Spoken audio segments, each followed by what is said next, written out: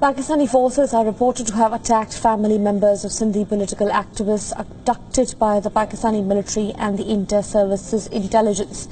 The families of missing Sindhi political activists were on a 3-day hunger strike in front of Karachi Press Club yesterday. Human Rights Commission of Pakistan, human rights organizations and some political parties joined the protesters. That did not go down well with the Pakistani establishment, and the police and rangers circled the camp in afternoon and battened charged the protesters. Some protesters have also been arrested. Protesters led by Fasui and Sorat Lohar, and the daughters of missing teacher Hidayat Lohar. After they later marched towards the press club and protested against the action. Now, Fasui Lohar later said that police and rangers attacked the protest camp unprovoked, tortured the attendants and tore her clothes on resistance. She added that although the camp was settled for 72 hours, now they will continue to protest until their missing relatives are now released.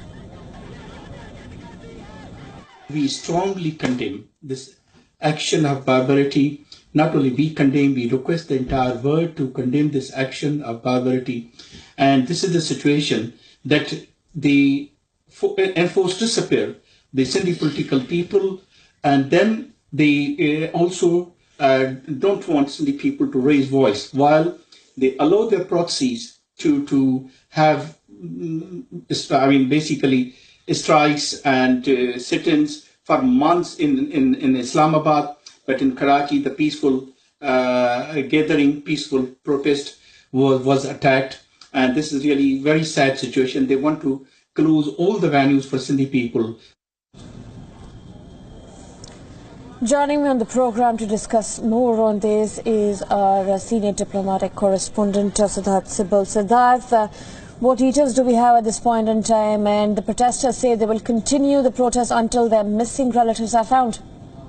Well, very true, and this is not new in Pakistan that people are gathering at the press clubs and any other places, and they're being attacked by the security forces. But this is openly violating human rights and indulging in violence on the streets of Karachi. And this has earlier happened in Lahore and Peshawar as well. And remember, they were protesting about the missing teacher Hidayat Lohar, who went missing a few months ago, and there's no trace of him. But this is not particularly focused on a particular community, the Sindhi community there. But the Balochis have also suffered, but they have suffered in much more worse manner. Remember, Balochi people have been abducted, and they have many Balochis have disappeared since many years now, and they have also been staging long marches and protests.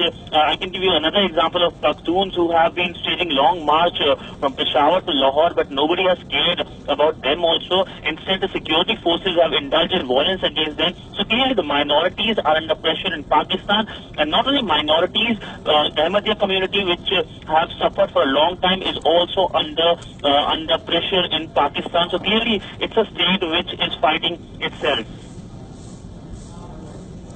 Right, these situations, as you mentioned, this is not the first happening in Pakistan, a crackdown on humanitarian organizations and people demanding justice. Thank you, Siddharth Sibal, for joining us on the program and giving us those details.